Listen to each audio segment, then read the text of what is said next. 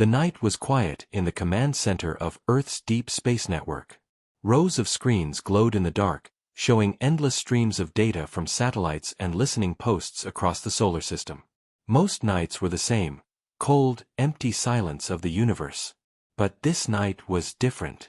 At first it was only a faint rhythm on the monitors, like a heartbeat carried across the void. A young technician named Harris leaned closer, eyes wide. The pattern was not random. It was language. He called for his supervisor, and soon the entire command hall was filled with people staring at the signal. It was clear, steady, deliberate. Humanity had been waiting for this moment for centuries, and now it had come. They were not alone. The signal carried a promise, spoken in soft tones that the machines translated into human words. We come in peace. We come with friendship. We bring knowledge, trade, and light. The words repeated again and again. Outside the center, news spread fast. Screens across the world flashed the same message. People ran to tell each other, voices filled with hope and fear. Some wept, some cheered, others prayed. For the first time in history, the human race knew beyond doubt that another civilization was reaching out. But in the shadows of power, far from cheering crowds, the response was colder. The Terran fleet, guardians of Earth's skies, began to move. Admirals spoke in low voices inside secure chambers. They remembered old lessons. In human history, peace was often the mask worn before conquest. Empires rose with words of friendship, then ruled with iron. Could aliens be any different? In the orbit above Earth, warships stirred like silent giants. Crews were called back early from leave. Pilots strapped into their fighters. Engineers whispered as they loaded weapons. To the public, nothing seemed wrong. News anchors smiled as they repeated the message of peace. But the fleet was not smiling. Deep inside a battle carrier, Commander Vance watched the signal replay on a private screen. The alien voice was smooth, almost soothing. But his instincts twisted with unease. He leaned closer, staring at the repeating waveforms, then muttered to his second-in-command. They know exactly how to talk to us. Too perfect. Too careful. They studied us before they spoke. The officer beside him frowned. Maybe it really is peace, sir. Vance shook his head. Or maybe they think we're easy prey. On Earth, politicians rushed to announce historic meetings. Leaders promised open doors, open hearts, and open futures. Crowds filled the streets in celebration. But behind closed doors, some whispered that the Terran fleet's caution was wise. Humanity had learned too many hard lessons to accept peace without proof. At the academy, cadets argued late into the night. Some dreamed of alien technology, of wonders shared. Others feared chains hidden behind smiling words. Meanwhile, the signal grew stronger. It was no longer just sound. It began to project images. Strange symbols, tall figures in white armor, ships gliding through the stars. They looked graceful, powerful, ancient. Some said they looked like angels. Others thought they looked like conquerors. Scientists decoded fragments of the language and claimed it was a universal system of trust. But military codebreakers saw something else. In one set of symbols, a word repeated often, dominion. They debated if it meant alliance or rule. Tension spread quietly. On the surface, Earth prepared to welcome guests. In orbit, the Terran fleet prepared for war. The people could not see it, but high above, hundreds of ships moved into formation, hidden behind coded silence. Their hulls gleamed against the darkness, weapons primed but not yet revealed. Each captain carried sealed orders they prayed they would never open.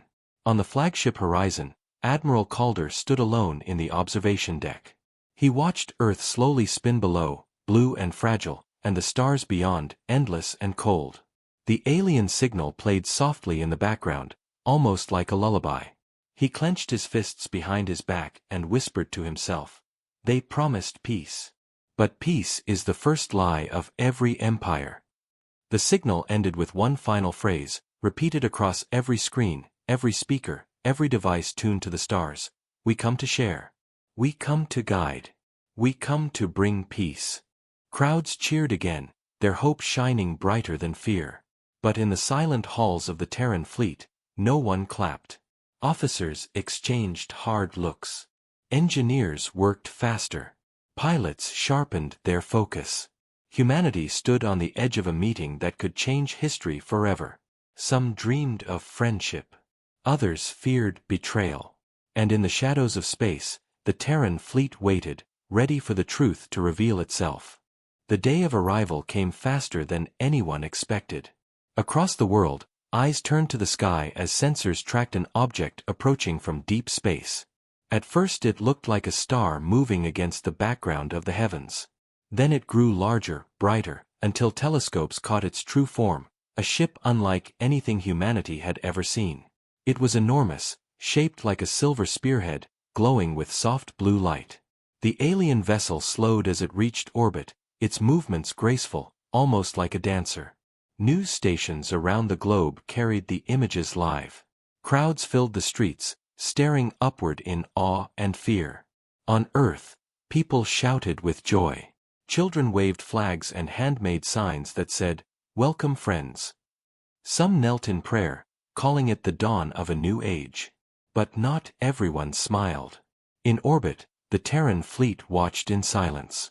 Hundreds of human warships floated in disciplined lines, their dark hulls blending with the night of space.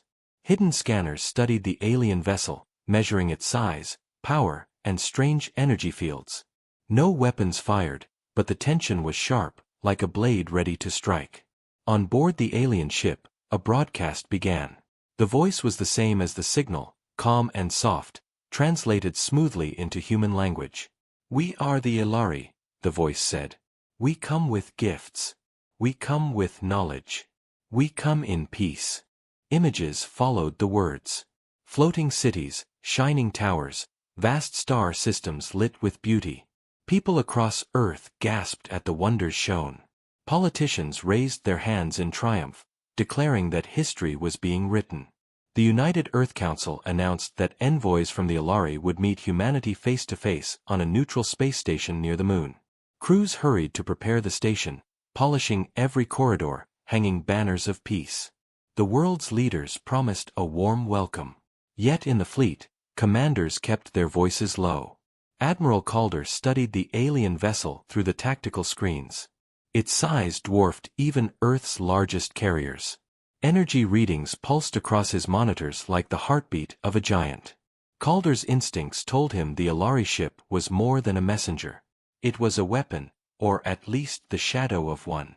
Still, the orders were clear: hold fire, observe, and wait. In the city streets, the people celebrated. Fireworks painted the skies over New York, Tokyo, and London. Music filled plazas, and speeches promised unity between species. Children painted stars and alien shapes on their faces. They dreamed of a future without war, where technology would erase hunger and disease. For them, the arrival was a miracle. For the fleet, it was a test. Commander Vance sat inside his battle carrier, Horizon's Blade, listening to the alien broadcast. The words were smooth, the images beautiful, but his eyes remained sharp. He noticed how carefully chosen the images were. Not one picture showed the Ilari soldiers, or their weapons. Not one image showed how they fought, only how they smiled. "They are hiding something," he murmured. His second-in-command shifted uneasily. "What if you're wrong, sir? What if this is really the chance we've been waiting for?" Vance shook his head. "If it's real, I'll be the first to celebrate. But if it's a lie, we cannot afford to be fooled." Meanwhile, on Earth, a young journalist named Lien covered the celebrations. She recorded laughing crowds, streaming banners, the glow of hope in every eye. But she also noticed the quiet soldiers stationed at every corner, their rifles ready. Even on the happiest day, the Terran Guard did not lower their weapons. She whispered into her recorder, "The people celebrate, but the military prepares. It is a strange marriage of joy and fear." Back in orbit, the Ilari ship released a smaller craft. Shaped like a shining wing, it glided toward the moon station. The whole world watched as it docked with flawless precision. From the airlock, figures emerged, tall, elegant, their silver-white armor gleaming under the lights. Their faces were hidden behind smooth helmets, but their movements were calm, almost graceful. They raised their hands in a gesture of peace. Cameras flashed, crowds cheered across Earth, and the leaders of humanity stepped forward to greet them. The first words spoken face-to-face were simple. "We welcome you, Ilari. May this be the beginning of friendship." The aliens bowed slightly, their voices like music. "Friendship is our gift." The world rejoiced. Yet unseen, the Terran fleet tightened its formation. Warships moved quietly, covering every angle around Earth. The admirals did not share the public's joy.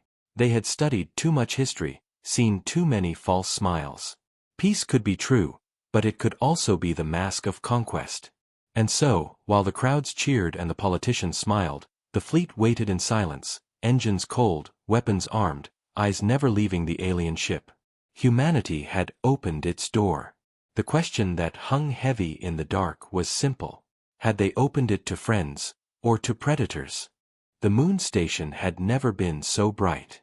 Banners of Earth's nations hung side by side, lights glowed from every corridor, and cameras followed every step. Reporters spoke with excitement as leaders and alien envoys walked through the shining halls. The Ilari moved with grace, their silver-white armor gleaming under the artificial light. Their helmets reflected the faces of humans staring at them in awe. To the public, this was history's most hopeful meeting. To the fleet, it was the most dangerous. Inside the great council chamber, the negotiations began. The Earth Council spoke of peace, trade, and the sharing of knowledge.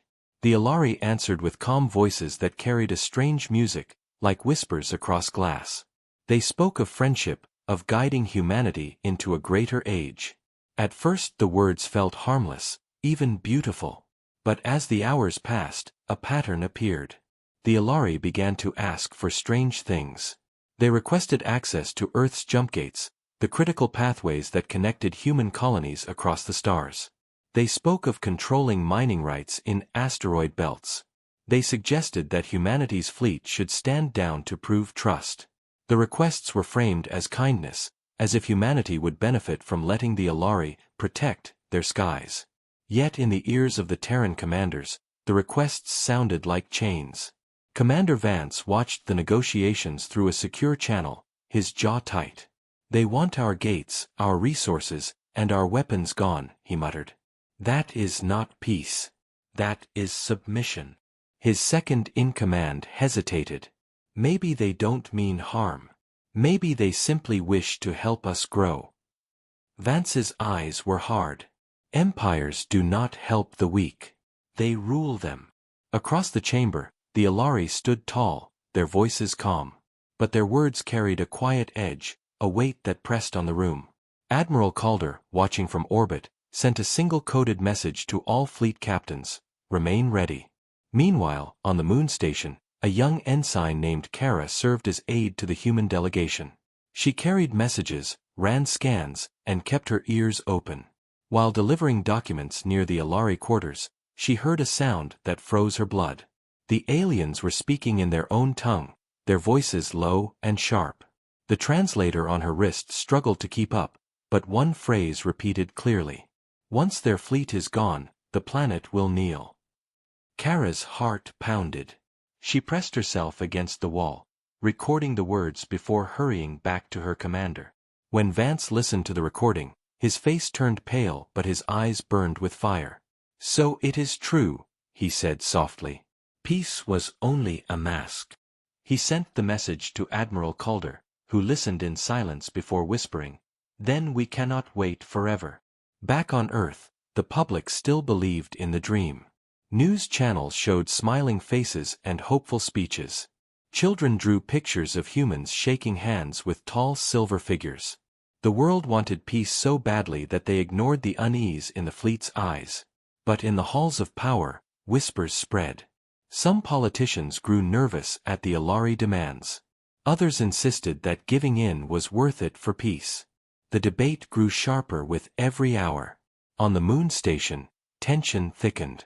The Alari continued to press for concessions, their voices polite but firm. They never raised their tone, never showed anger, but their calmness itself was unsettling, as if they already knew the outcome. Commander Vance watched every detail. The way their hands moved in subtle signals, the way their eyes flickered behind those smooth helmets, the way they never truly answered questions, only redirected them. He leaned close to Kara and whispered, "They are stalling. They are waiting for something." "Waiting for what?" she asked. His answer was grim. "Reinforcements." That night, while the station drifted in orbit, Terran intelligence intercepted faint signals from the dark side of the system. The codes did not belong to humans. They were alien fleet transmissions. Dozens of massive warships lurked just beyond sensor range, hidden in silence. The so-called peace envoys were only the beginning. The real power waited in the shadows. When Calder received the report, he stood before the window of his flagship, staring into the black. "So this is their game," he said. "Send envoys to weaken us, while their fleets prepare to strike." He turned to his officers. "We will not be caught unready. Signal all ships. Quietly move to battle positions." On Earth, celebrations continued. Fireworks lit the skies, and speeches promised a future without war. The people did not know that above them, humanity's fleet was already coiling like a steel fist, ready to strike if needed. On the moon station, the talks dragged on. Smiles hid sharpened words, and handshakes covered growing distrust. The Alari promised light and guidance, but their shadows grew longer with each passing hour. Humanity stood at the edge of a trap. Some still dreamed of peace, others whispered of betrayal, but in the silence of space, one truth became clear: the Terran fleet was waiting, and soon the waiting would end. The hidden truth came to light slowly, like a shadow spreading across the stars. At first the signal seemed faint, almost like background noise. But Terran intelligence had spent decades learning how to listen between the silence. The faint signals were traced, amplified, decoded, and what they revealed chilled every officer who saw the report. Beyond the outer edges of the system, just past the range of standard civilian scanners, something massive waited. Dozens of alien warships, larger than anything humanity had built, lurked in the dark. They were not drifting randomly. They were in formation. They were waiting for a signal. Admiral Calder read the intelligence brief inside the command deck of his flagship. The lights of the room were dim, the hum of the engine steady, but the weight of the report pressed down like lead. The Alari ship in orbit around Earth was not alone. It was only the front of a blade, the hand of a larger force poised to strike. He turned to his staff and spoke in a calm, iron voice. "We must assume the envoys are only a distraction. The real invasion force is already here." Across the fleet, encrypted orders spread quickly. Every ship shifted position, carefully but quietly. To the public eye, nothing had changed. To trained eyes, the Terran fleet was no longer just watching, it was preparing. Commander Vance studied the intercepted transmissions with Kara beside him. The young ensign still felt the weight of the secret she had recorded earlier, the alien words about making Earth kneel. Now, with proof of the hidden fleet, her fear deepened. "They never wanted peace," she whispered. Vance nodded grimly. "No. They wanted us to lower our guard. But they made one mistake. Humanity remembers its history. We never lower our guard." On the moon station, the negotiations dragged on. The Alari envoys pressed their demands with calm voices, smiling gestures, and promises of safety. But their eyes, sharp and cold behind the smooth helmets, betrayed no true warmth. The human diplomats grew restless. Some whispered that perhaps concessions should be made, that refusing might risk war. Others argued fiercely that surrendering the jump gates or the fleet would mean the end of human freedom. The chamber became a battlefield of words, tension thick in the air. Outside the chamber, the Alari moved like silent statues. They never seemed to sleep, never seemed to eat, simply standing guard with their gleaming armor. Kara passed them often while carrying messages, and each time she felt a chill run down her spine. Their stillness was unnatural, their presence heavy. It was as if they were not envoys at all, but scouts marking their future territory. Far beyond, on the edge of the system, Terran stealth drones relayed images of the hidden armada.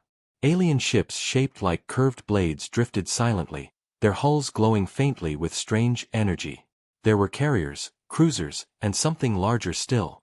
Massive flagships that dwarfed even Earth's Horizon-class vessels. Humanity had never seen such power gathered in one place. Yet Calder did not flinch. He had expected something like this. Every piece of history had prepared him for it. He called a meeting with his senior captains.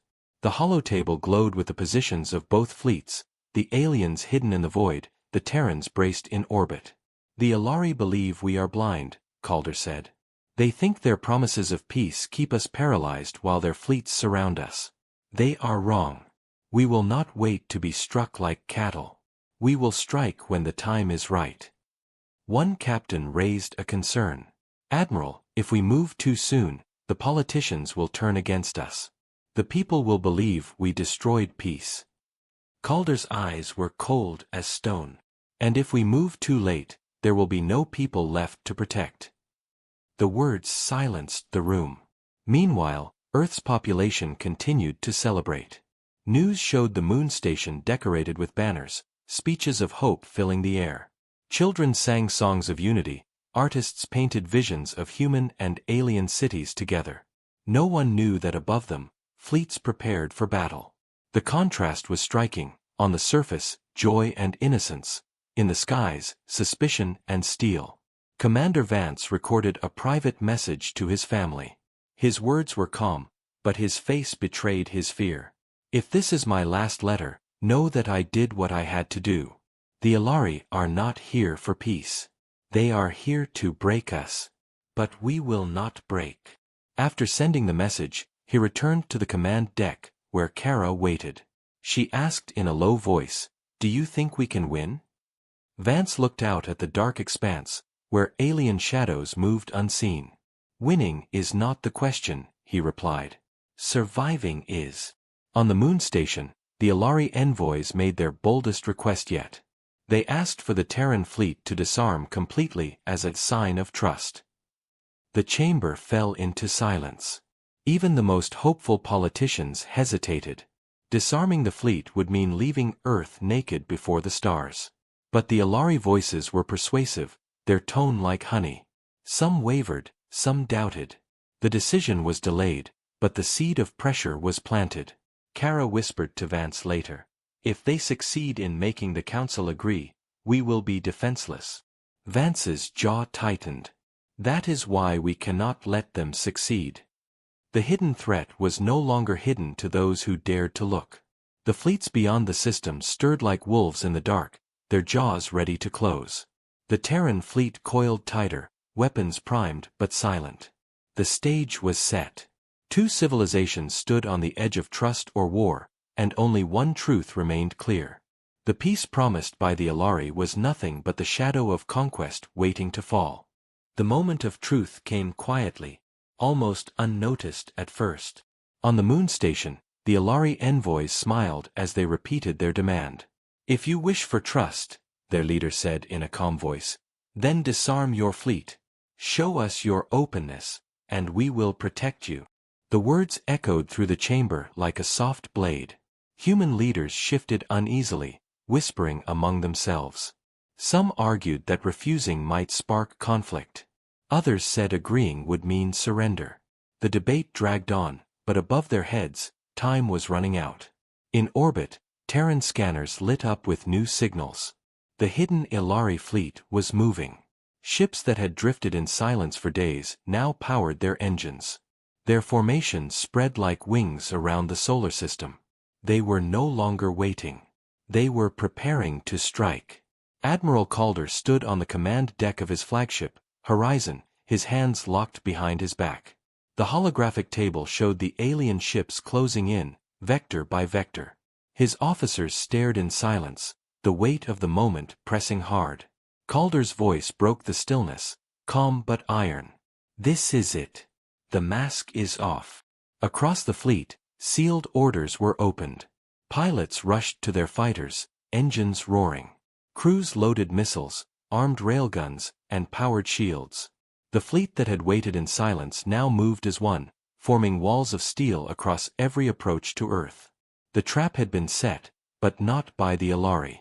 Humanity had seen the signs and prepared their own. On the moon station, Commander Vance received the signal. His datapad lit with a single coded phrase from Calder: "The game is over." Vance rose from his seat at the edge of the chamber. The alien envoys continued their performance, smiling as if they had already won. But Vance's eyes burned with fire. He leaned close to Kara and whispered, "Watch. The hunters are about to realize they are prey." Outside the station, the Alari envoy ship began to move. Its engines flared brighter, shifting closer to Earth. Officially, it was positioning for communication. In truth, it was aligning for something far darker. Terran sensors picked up strange energy spikes from its core, signals that matched weapon systems, not peaceful transmitters. Calder gave the order. "Lock every gun on that ship. If they make one hostile move, erase them." A silence hung across the void. The envoy ship drifted closer, its shadow falling across the moon station. Humanity held its breath. Then, for the first time, the Terran fleet revealed its teeth. Thousands of weapon ports opened across the dark hulls of human ships. Cannons extended, missile bays unlocked, fighter squadrons launched like swarms of hornets. The void around Earth came alive with the glint of steel and fire. The Alari envoy ship hesitated, its movements faltering. The aliens had expected humanity to stay passive, to wait in fear. Instead, they saw a fleet standing tall, weapons primed, engines burning. From the flagship, Calder spoke into the open channel, his voice carrying across every frequency. "You came speaking of peace. But we know your hidden fleet waits in the dark. You thought we would bow. You were wrong." His words cut through the silence like thunder. The alien envoys on the moon station turned sharply, their comm masks cracking for the first time. One raised his hand, speaking urgently in their language, but the translator lagged behind.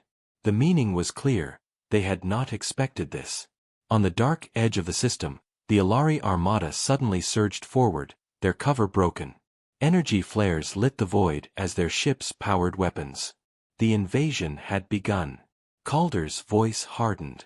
"They wanted peace in our grave. Instead, they will find war." He dropped his hand, and across the fleet, weapons locked. The trap had turned. Humanity had prepared for this very moment, their fleets spread across key points, ready to strike where the Alari thought them blind. Commander Vance looked out the station viewport, watching the Terran fleet blaze to life. His chest swelled with grim pride. "They thought we were lambs," he muttered. "But they have found wolves." Kara stood beside him, trembling but unbroken. "Will we survive?" she asked softly. Vance did not look away from the stars. "We will fight. And that is more than they ever expected." On Earth, the celebrations froze as emergency alerts lit the skies. The truth could no longer be hidden. The peace everyone had dreamed of was shattered, replaced by the harsh glow of war. Yet even as fear spread, a strange strength rose in the people. They saw their fleet standing guard, not retreating, not surrendering. They saw humanity refuse to kneel. The Alari envoy ship, realizing it was trapped, sent a desperate signal to its hidden fleet. But it was too late. The Terran fleet had already closed the noose. Across the system, steel and fire prepared to clash. Humanity had sprung the trap before the invaders could. The first move belonged not to the Alari, but to the Terran fleet. The first shot was not seen by the people on Earth, but every captain in the Terran fleet felt it like a spark in their blood. A flash tore through the void as an Alari cruiser decloaked near Jupiter and fired a beam of white energy at a human patrol ship. The patrol ship's shields flared, then shattered in a single strike, the vessel exploding into a ball of fire. The battle had begun. Admiral Calder did not hesitate. "All ships, engage," he commanded, his voice steady though the storm was unleashed. The Terran fleet roared to life. Railguns spat streams of fire, missiles streaked across the void, and squadrons of fighters cut through the darkness like swarms of steel hawks. The silence of space was broken by the thunder of war. The Ilari armada surged forward, their ships moving with terrifying grace. Beams of light lanced out, carving through the void, striking human cruisers and carriers. For every Terran ship destroyed, 2 Ilari ships burned in return. The trap had worked. The aliens had not expected resistance, let alone a fleet prepared for their arrival. Commander Vance's ship, Horizon's Blade, shuddered as energy bolts struck its shields. The deck vibrated, alarms blared, but Vance stood firm. Return fire. Target their engines. Make them bleed. His crew obeyed with grim precision. Cannons roared, and an Ilari frigate exploded under their guns, fragments scattering into the void. Ensign Kara gripped her station, her eyes wide but unyielding. She had never seen war like this, yet she refused to look away. "They're pressing hard on our flank," she reported. Vance gave a sharp nod. "Then press harder." Across the moon station, chaos erupted. The alien envoys, realizing their cover was broken, dropped their masks of peace. Blades of pure light appeared in their hands, and with sudden fury they turned on the human guards. Soldiers of the Terran Guard fought back with rifles blazing, the once peaceful halls now echoing with screams and gunfire. Kara's recording of their threat had been proven true. The Ilari had never come for peace, they had come to enslave. On the edge of the system, the larger Ilari warships finally revealed themselves. Massive carriers the size of mountains moved forward, unleashing swarms of drones and fighters. Their beams carved through Terran formations, splitting ships apart with merciless efficiency. But Calder was ready.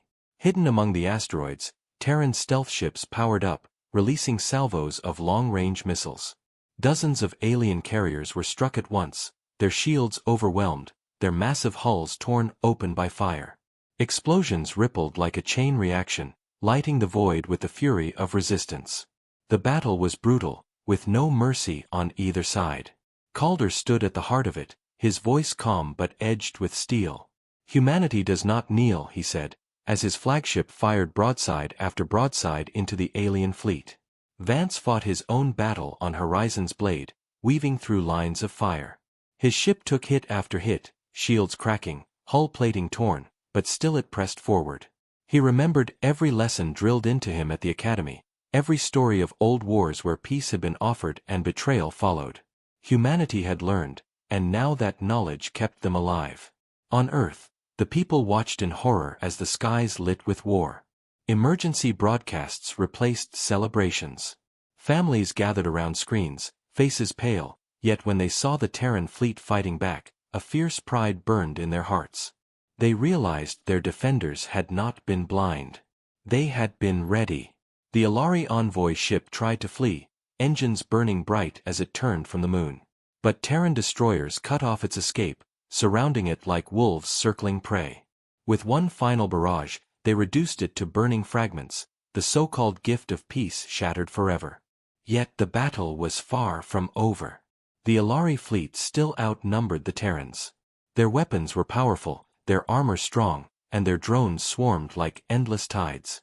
Every human victory was paid for in blood and steel. Ships exploded on both sides, their wreckage drifting into the cold void. Kara looked at Vance as alarms screamed around them. "We're outnumbered, sir. How can we win?" Vance's eyes burned with defiance. "Because they fight for conquest. We fight for survival. That is the difference." Calder knew the truth as well. The Terran fleet could not retreat, not now. If they fell back, Earth would burn. If they broke, humanity would be enslaved. So he drove his fleet harder, pressing every advantage, every strategy. Hidden mines detonated in the paths of alien cruisers. Terran fighters sacrificed themselves to ram drone swarms. Every man and woman fought with the knowledge that this was not just a battle, it was humanity's trial by fire. In the halls of the moon station, the Terran Guard finally secured the council chamber, alien envoys lying dead among the broken banners of peace. Blood stained the floors where once leaders had spoken of friendship. The betrayal was complete, undeniable, carved into history with fire. As the battle raged on, Calder's voice rang once more across the fleet. They promised peace. They delivered war. But we will show them something greater. We will show them humanity's will to endure. The battle of betrayal raged across the system, neither side yielding, both bleeding heavily. Yet even as alien fire tore through their ships, the Terran fleet held the line. Against all odds, humanity had refused to kneel. The battle burned for hours, fire lighting the void, wreckage drifting like broken stars. Both fleets fought with fury, but still the Alari pressed forward, their vast numbers crashing against Terran lines like endless waves. The Horizon's shields flickered, its hull torn and scorched, but Admiral Calder refused to retreat. His eyes were steady, his voice cold as steel. "We hold here," he told his officers. "If Earth falls, there is nothing left." Across the fleet, captains echoed his command. They would not abandon their home. Commander Vance's ship, Horizon's Blade, was bleeding from half a dozen wounds. Sparks rained across the bridge, smoke filled the air, but the crew fought on. Kara's hands shook at her console, but her voice was clear as she called out targets, guiding the ship's guns with deadly precision. Vance's face was streaked with sweat and ash, yet his eyes shone with fire. "Keep firing," he barked. "Make them regret every step they take." On Earth, the people watched the battle unfold on every screen. They saw their ships burning, but they also saw them fighting back with defiance. Fear turned to determination. Civilians filled shelters, but they sent messages of strength to the fleet. Families spoke into recorders, promising they believed that they would endure. The words reached the soldiers in orbit, and hearts that were already hard with duty grew harder still. In the far dark of the system, the Alari fleet began to falter. They had expected easy conquest, a broken species begging for mercy. Instead they had found warriors who fought with the fury of survival. Terran tactics cut deeper than raw strength. Mines, ambushes, feints, every trick of human history played out among the stars. Slowly, painfully, the invaders bled. But the cost was heavy. Ship after ship of the Terran fleet was torn apart, their wreckage drifting in silence. Every loss was another scar on humanity's soul, another name that would never be forgotten. Calder knew the line could not hold forever. He gathered his captains for one last transmission. His face was calm, his words steady. "This is the hour history will remember. They will write of our end, or our beginning. We do not kneel. We do not surrender. We fight until Earth is free." The message spread through the fleet, and every soldier answered with the same word. "Aye." With that, the Terran fleet made its final push. Engines flared, weapons burned, and the humans hurled themselves at the heart of the alien armada. The void shook with fire. Horizon itself led the charge, its guns blazing, carving a path straight into the Alari flagship. Calder stood tall, hands steady on the rail, as his ship roared forward. The Alari answered with everything they had, beams slicing through Horizon's armor, tearing great scars into its hull. But still it pressed on, defiant, unstoppable. On Horizon's Blade, Vance pushed his crew harder. "Follow the flagship," he ordered. "Cut them open." His ship weaved through the storm, guns blazing, tearing down enemy frigates that tried to shield the alien command ship. Kara's voice rang out. "Their flagship is weakening. Shields dropping." Vance's eyes locked on the target. "Then let's finish it." Horizon smashed headlong into the alien flagship, point-blank fire tearing through its core. The explosion was like a sun being born, shockwaves rippling through the void. Both ships vanished in the blaze, Calder's final act of defiance burning itself into history. For a moment, silence followed. Then the Terran fleet roared with fury, striking with renewed strength. Vance's ship unleashed its last missiles, piercing the broken alien lines. The Alari fleet began to break. Their ships, once graceful and confident, now stumbled in chaos, retreating from the storm. Humanity had not only survived the ambush, they had turned it back. On Earth, the people saw the alien armada scatter, and a great cry rose across every city. It was not the cheer of victory alone, but the roar of a species that had refused chains. On Horizon's blade, battered and burning, Vance slumped into his chair, exhaustion pulling at his bones. Kara looked at him with tears in her eyes. "We did it," she whispered. Vance shook his head softly. "No, not yet. But we bought tomorrow." Across the fleet, survivors tended to their wounded, counted their dead, and steadied their hands for what came next. The Alari had been defeated here, but not destroyed. Humanity knew this was only the first strike of a long war. Yet in that moment, a truth stronger than fear spread across every heart. Humanity had stood together. Humanity had fought back. Humanity had won. In the quiet after the battle, Calder's last words played on repeat through the fleet, recorded before his final charge. "First contact promised peace," his voice said, calm and unbroken. "But humanity promised survival. And in the silence of the stars, that promise was kept."